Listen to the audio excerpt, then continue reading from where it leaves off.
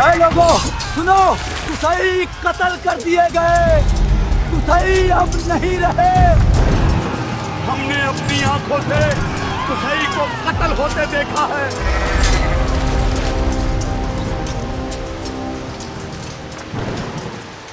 اٹھو زید، کعبہ تمہارا انتظار کر رہا ہے۔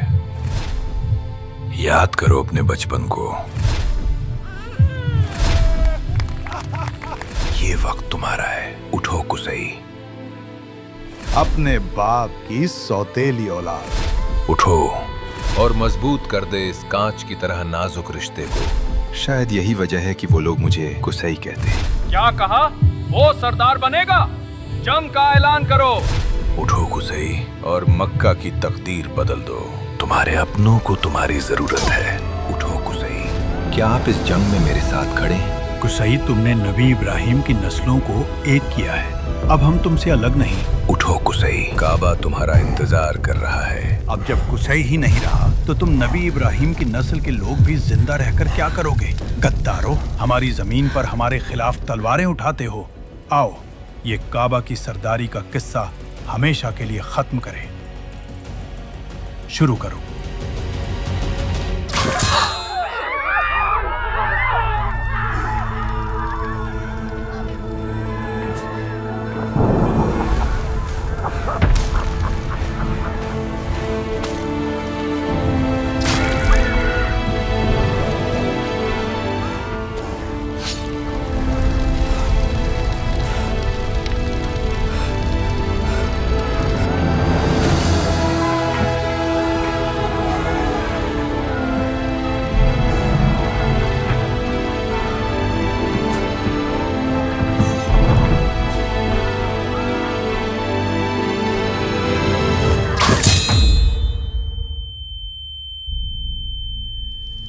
یہ وہ رات تھی جس نے مکہ کی تقدیر پر نئی لکیریں کھینچ دی۔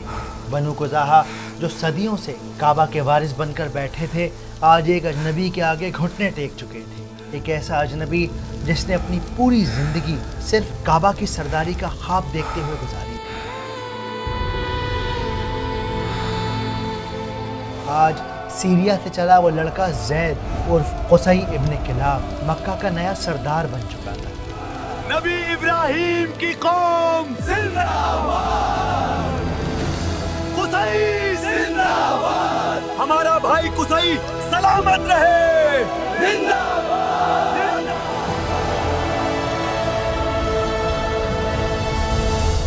زمین والوں کے لیے صرف بنو قزاحہ قبیلے کی ہار تھی، لیکن اصل میں یہ اللہ کے اس ڈیوائن پلان کا ایک بہت بڑا پزل پیس تھا جو بالکل اپنی جگہ پر فٹ ہو گیا تھا۔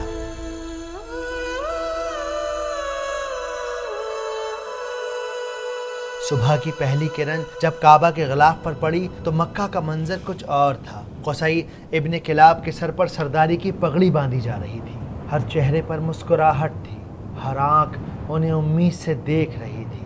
پر باہر کے اس جشن کے بیچ قصی کے سینے میں ایک الگ ہی طوفان کروٹ لے رہا تھا۔ وہ جانتے تھے کہ مکہ کا حال برا ہے اور اسی بکھری ہوئی حالت کو سدھارنا ان کا سب سے بڑا امتحان ہے۔ اے لوگو سنو، قصی آج سے ہمارے سردار ہوئے، قصی زندہ باد، نبی ابراہیم کی قوم زندہ باد، قصی زندہ باد۔ مگر قصی اس بات سے بالکل بے خبر تھے کہ آج جو وہ فیصلے لیں گے وہ صرف مکہ کی تقدیر ہی نہیں بدلیں گے، بلکہ 8 سے 150 سال کے بعد ان فیصلوں کی گونج سارے عربیہ میں گونجے گی، کیونکہ اللہ سبحانہ و تعالیٰ اپنی ایک خاموش تیاری کر رہے تھے۔ ایک ایسی تیاری جو اللہ اپنے محبوب محمد صلی اللہ علیہ وآلہ وسلم کے اس دنیا میں آنے سے پہلے کر رہا تھا، تاکہ جب آپ نبوت کا اعلان کریں تو سارا مکہ، سارا عربیہ اس بات کی گواہی دے سکے کہ آپ کوئی عام انسان نہیں ہیں، بلکہ قریش قبیلے کے سب سے زیادہ عزت دار خاندان کے بیٹے ہیں۔ آپ الصدیق ہیں، آپ الامین ہیں، اور سب سے زیادہ امپورٹنٹ آپ اللہ کے پیارے نبی محمد صلی اللہ علیہ وسلم ہیں۔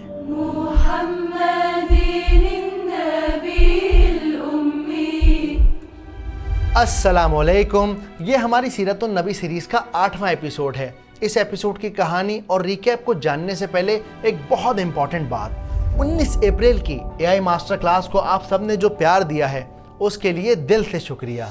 99% पॉजिटिव फीडबैक है हमारा। मैं कहूँगी कि सीखने वाले थक गए, लेकिन सिखाने वाले हमारे मकतूब भाई ना स्टार्टिंग टू एंड तक इतने ही जोश से हमें सिखाते रहे। अल्हम्दुलिल्लाह अल्हम्दुलिल्लाह। आपने इतने कम अमाउंट में हमें इतनी बड़ी इन्फॉर्मेशन प्रोवाइड कर दी है ना, मैं सीरियसली बता सकती हूँ इतनी तरह से कोई नहीं सिखा सकता था।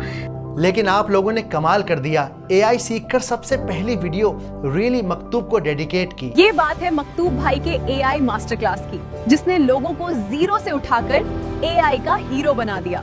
रियली मकतूब भाई, माशाअल्लाह आपका AI मास्टर क्लास बहुत अच्छा था। 12-13 साल के बच्चे ऐसे जबरदस्त विजुअल क्रिएट कर रहे हैं जिसे देख के दिमाग हैरान है।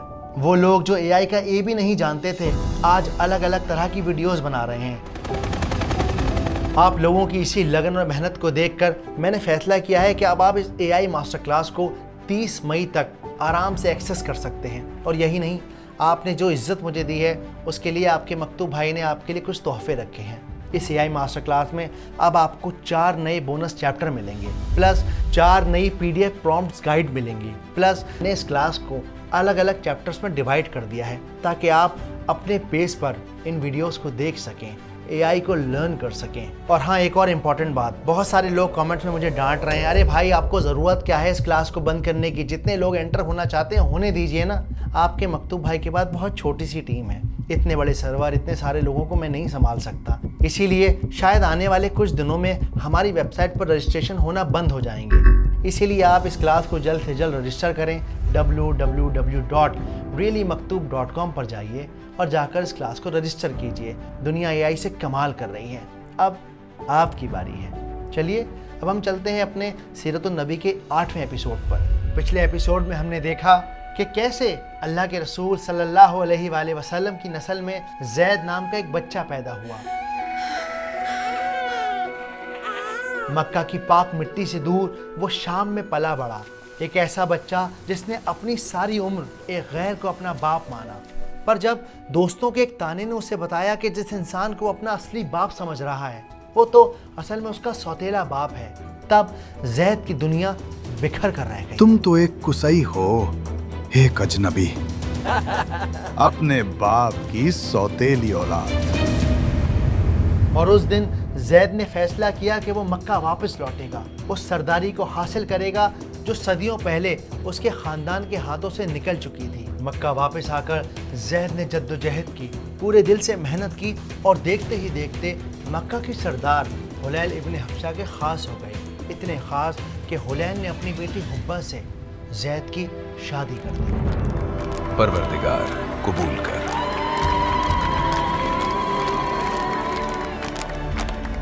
और फिर कुछ दिनों बाद सरदार के बेटों और ज़ैद के बीच एक ऐसी जंग हुई जिसने तारीख को बदल कर रख दिया।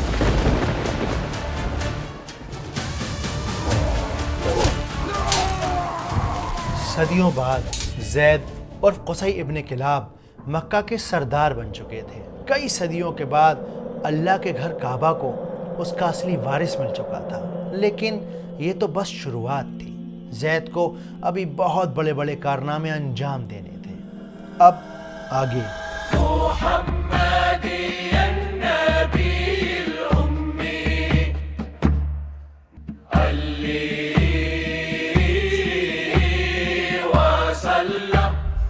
सीरत के बहुत सारे स्कॉलर्स के मुताबिक मक्का की ये जंग सिर्फ और सिर्फ तलवारों से नहीं लड़ी गई, बल्कि इसके पीछे एक अजीब और गरीब वाक़या या कहानी भी मौजूद है। तो हुआ यूं कि एक बार काबा के सरदार हुलैल काफी बीमार हो गए। तब उन्होंने काबा की चाबियां अबू गफशान नाम के एक शख्स के हवाले कर दी। आप जल्द ठीक हो जाएंगे। लेकिन अबू गफशान की एक बहुत बड़ी कमजोरी थी, शराब। अबू गफशान के दिन शराब से शुरू होते, अबू गफशान की रातें शराब पर ख़त्म होती। और एक दिन अबू गफशान को शराब की इतनी बुरी तलब लगी कि वो पागलों की तरह पूरे इलाके में इधर उधर भटक कर लोगों से शराब मांगने लगा।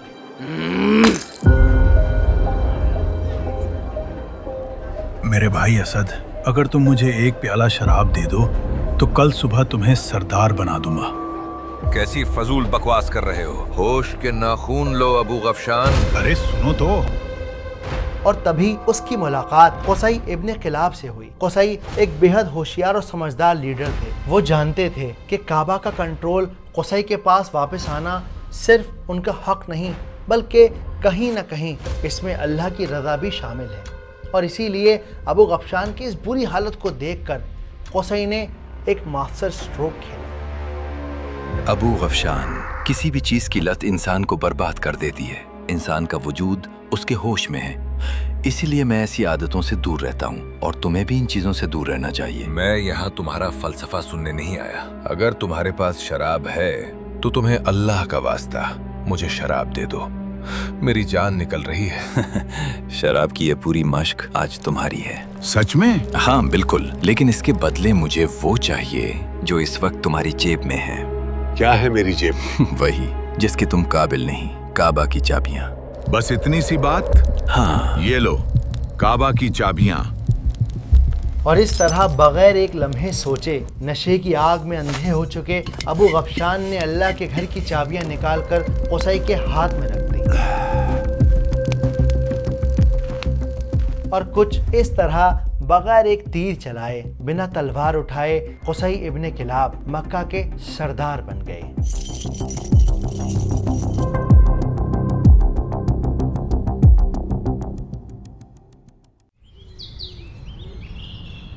अगले दिन जब अबू गफशान का नशा उतरा और उसको अपनी बेवकूफ़ी का एहसास हुआ तो उसके पैरों तले ज़मीन खिसक गई। उसने अपने कबीले की इज्जत और काबा के कंट्रोल को सिर्फ एक रात के नशे के लिए बेच दिया था।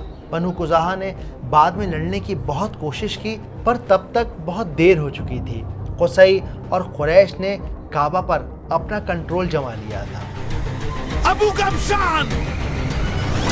गफशान! कुसई जिंदाबाद! अबू गफशान की ये भूल इतनी बड़ी थी कि आज 2026 में यानी 2026 में अरेबियन कल्चर में एक कहावत मशहूर है, शफ़क़तु अबू गफशान, यानी तुमने तो अबू गफशान से भी ज़्यादा घाटे का सौदा किया है। So that people will give you advice, you're sillier than Abu Ghabshan because Abu Ghabshan has a story. उसके बाद कुसई ने कुरैश को अपने साथ लिया और एक जंग हुई और उसी जंग ने फैसला कर दिया कि अब मक्का की सरदारी सिर्फ कुसई के हाथों में रहेगी। King of Makkah. तलवारें जंग जीत सकती हैं लेकिन कौमें, नेशन, स्टेट दिमाग से बनाई जाती हैं और वो दिमाग कुसई इब्न किलाब के पास था। इसीलिए मक्का की सरदारी को हासिल करते ही कुसई ने सबसे पहले तकर्रुश का काम किया, यानी बिखरे हुए लोगों को जमा करके ऑर्गेनाइज करना।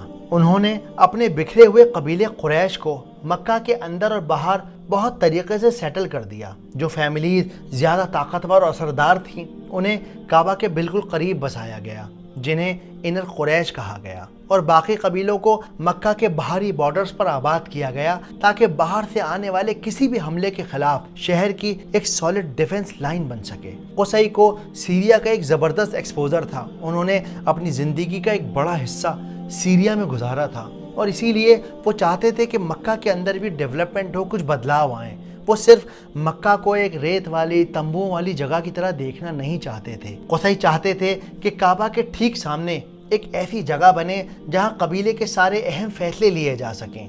ये लोग जो टेंट्स में अपनी ज़िंदगी गुजार रहे हैं उनके लिए पक्के मकान हों।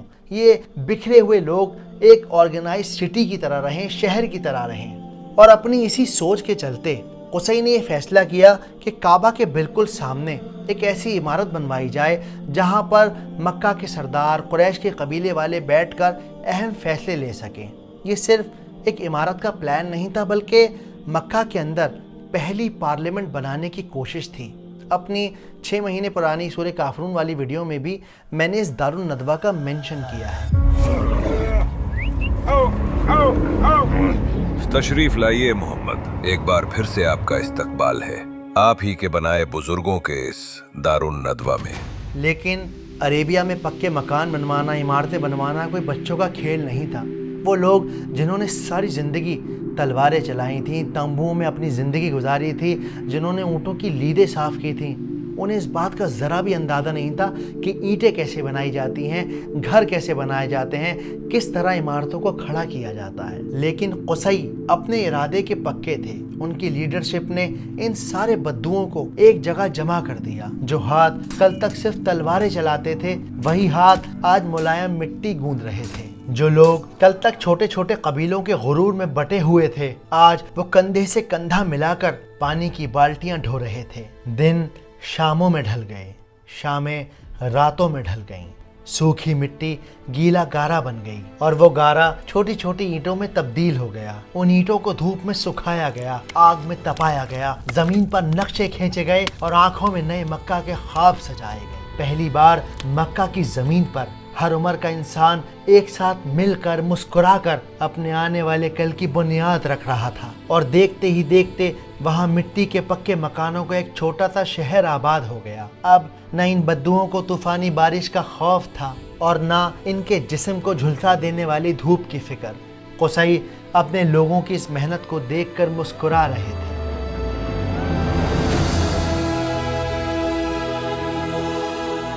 انہوں نے وہ کام کر دکھایا تھا جو پچھلے ہزاروں سالوں میں مکہ میں کوئی نہ کر سکا تھا۔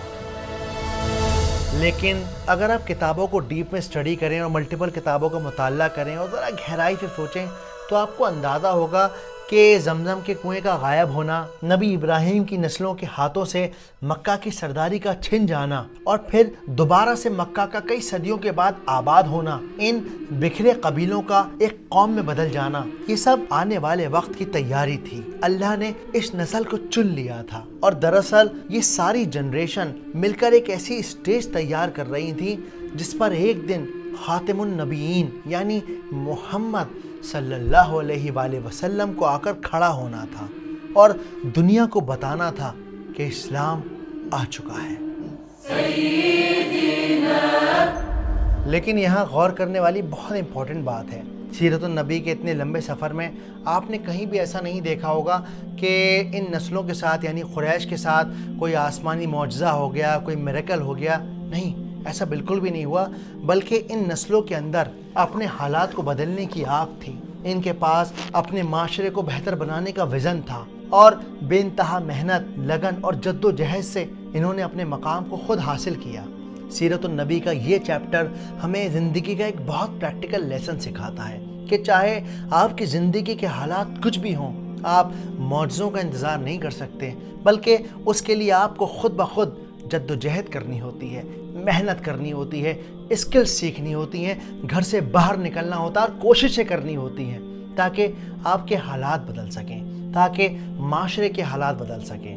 وہ کہتے ہیں نا کہ لہروں سے ڈر کر نوکا پار نہیں ہوتی، محنت کرنے والوں کی کبھی ہار نہیں ہوتی۔ یا حبیب اللہ۔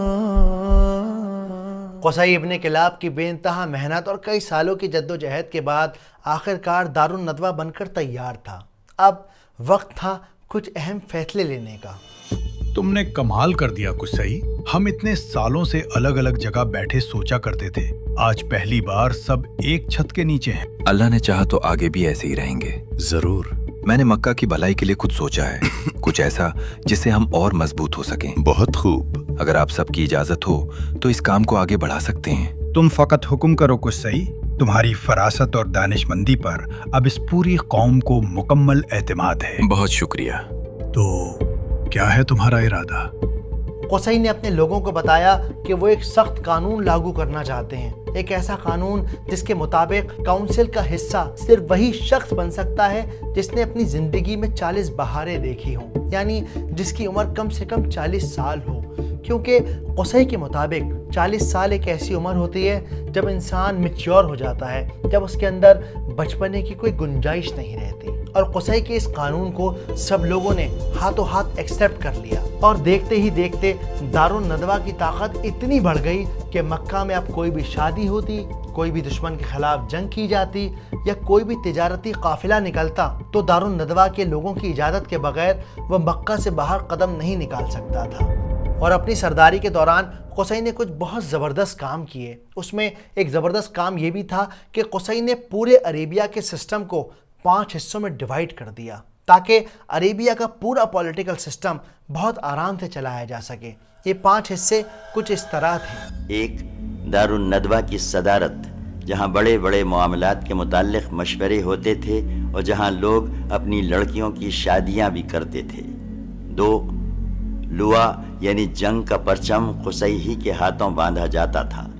3، حجابت یعنی خانہ کعبہ کی پاسبانی، اس کا مطلب یہ ہے کہ خانہ کعبہ کا دروازہ قصی ہی کھولتا تھا۔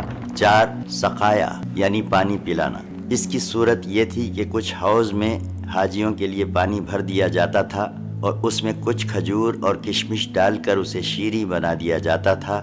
جب حجاج مکہ آتے تھے تو اسے پیتے تھے۔ 5، رفادہ، حاجیوں کی میزبانی، اس کے معنی یہ ہیں کہ حاجیوں کے لیے بطور ضیافت کھانا تیار کیا جاتا تھا۔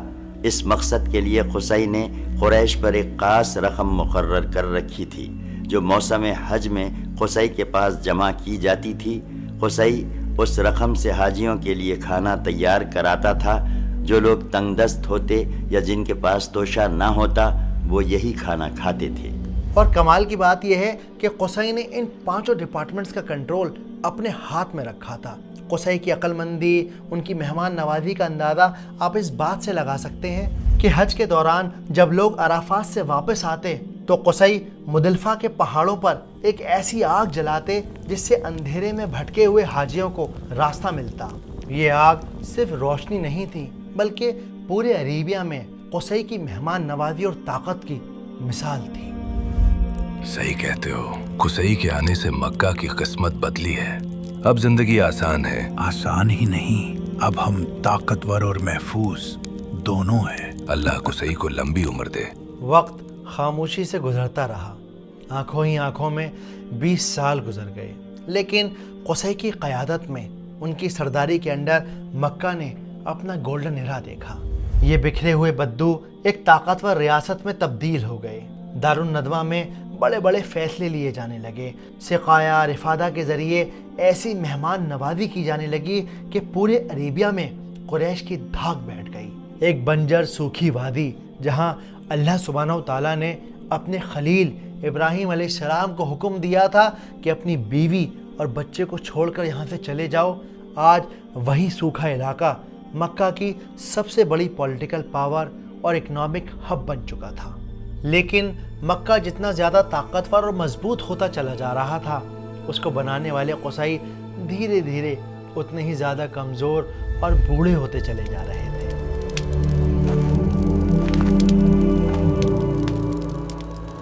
وہ قصی جس شخص نے پہاڑوں کو اپنے آگے جھکا دیا تھا، آج وقت کے آگے جھک چکے تھے۔ ہسٹری اٹھا کر دیکھیے، کسی بھی بادشاہ کی زندگی میں، سردار کی زندگی میں اس کا جو سب سے بڑا ٹیسٹ ہوتا ہے وہ دولت یا طاقت یا سرداری نہیں ہوتا، بلکہ کسی بھی راجہ کے لیے سب سے بڑا سوال، سب سے بڑا امتحان یہ ہوتا ہے کہ اب اس کے مرنے کے بعد اس کی گدی، اس کا تخت کسے ملے گا۔ اور یہی سوال آج قصی کے آگے کھڑا تھا۔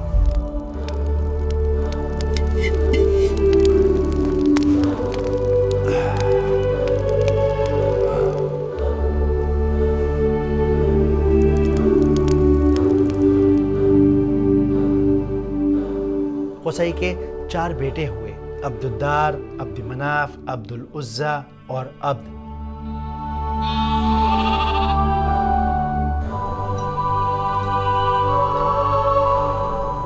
میرے شہزادون، سب ادھر آؤ، اپنے باپ کے سینے سے لگ جاؤ۔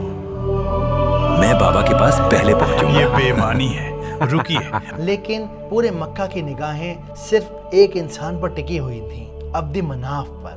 عبد مناف، اپنے برے باپ کو یوں نہ ستاؤ، جلدی ادھر آؤ۔ بابا آپ ہماری جان ہیں، اللہ آپ کو سلامت رکھے بابا۔ تاریخ اٹھا کر دیکھیے، آپ کو پتہ چل جائے گا کہ عبد مناف کی پرسنالٹی، ان کا رعب اتنا زبردست تھا کہ سارے مکہ کے لوگ انہیں پیار سے قمر البتہا کہتے، یعنی مکہ کی وادی کا چاند۔ کہتے ہیں جب عبد مناف گلیوں سے گزرا کرتے تو عورتوں کی دھڑکنیں رک جایا کرتیں۔ बड़े बुजुर्ग अपने मसले लेकर अब्दी मनाफ के पास आया करते। कुसई के जीते जी मक्का का दिमाग भले ही दारुन नदवा में था, लेकिन मक्का का दिल अब्दी मनाफ की मुट्ठी में था। तुम्हारा दिल पाक है अब्दु मनाफ, मैं आपका ही साया हूँ। अरेबिया के हर शख्स को इस बात का यकीन था कि अगला सरदार अब्द मनाफ ही बनेगा, लेकिन कुसई ने अपनी वसीयत में एक ऐसे बेटे का नाम लिख दिया जिसने पूरे अरेबिया को सन्नाटे में डाल दिया। दारुन नदवा से दूर तुम सबको एक खास बात के लिए बुलाया है मैंने। आप हुक्म कीजिए बाबा, हम चारों भाई सुन रहे हैं। मेरे प्यारे शहजादों, इस बूढ़े जिस्म में अब पहले जैसी ताकत नहीं रही। वक्त आ गया है कि मैं तुम में से किसी एक को मक्का की सरदारी सौंप दूं। मुझे यकीन है तुम मेरे फैसले की इज्जत करोगे ना? बाबा, आपका हुक्म सराखों पर। और तुम अब्दु मनाफ? बाबा, मैं भी आपके हुक्म के बाहर नहीं। जी बिल्कुल, हम में से कोई भी आपके हुक्म के बाहर नहीं। शाबाश। तो फिर मेरा फैसला ये है कि मैं मक्का की सरदारी तुम भाइयों में सबसे काबिल अब्दुलदार को देता हूँ। बहुत मुबारक बड़े भाई, बहुत मुबारक।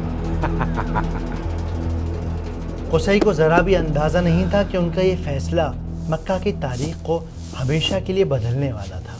कुसई ने अरेबिया के वो 5 इम्पोर्टेंट डिपार्टमेंट, जिसमें दारुन नदवा की सरदारी, काबा की चाबियाँ, हाजियों के पानी और खाने का इंतजाम, ये सब अपने सबसे बड़े बेटे अब्दुद्दार के हवाले कर दिए।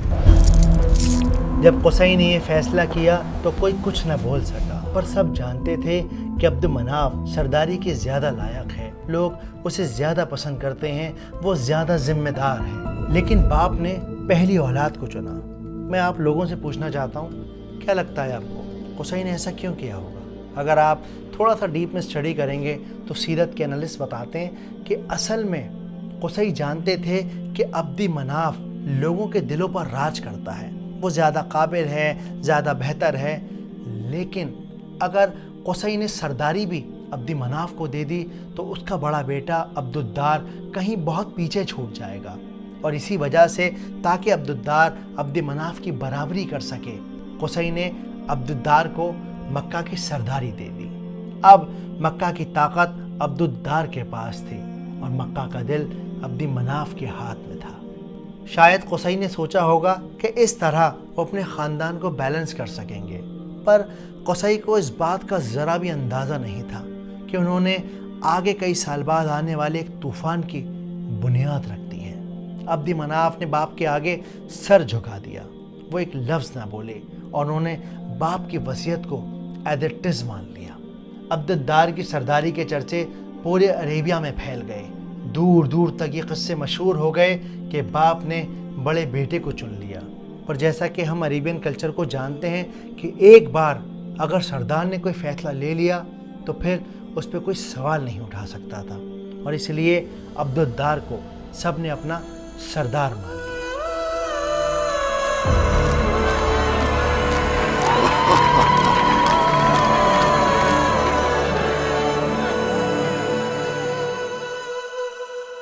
बस इस फैसले के कुछ महीनों या कुछ दिनों के बाद कुसई इस दुनिया से रुखसत हो गए। वो यतीम लड़का जो कभी एक नौकर की तरह मक्का में दाखिल हुआ था, आज उस यतीम लड़के का जनाजा मक्का के सरदार के तौर पर उठाया जा रहा था।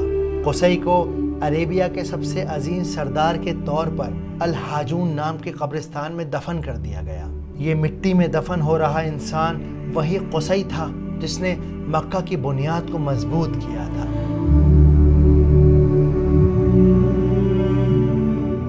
जाने अनजाने कुसई ने एक अजीम हस्ती के लिए एक ऐसा स्टेज तैयार कर दिया था जिसका इंतज़ार नबी इब्राहिम की दुआओं में था, जिनका जिक्र तौरात और इंजील में था, जिनकी आमद का इंतज़ार पूरी दुनिया को था।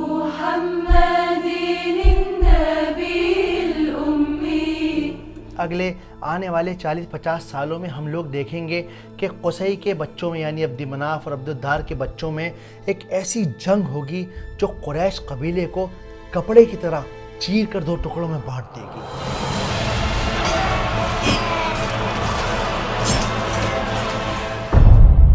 पर इस तूफान के बीच अब भी एक सवाल जिंदा रहेगा कि किस तरह मोहम्मद सल्लल्लाहु अलैहि वसल्लम इस दुनिया में तशरीफ़ लाएंगे।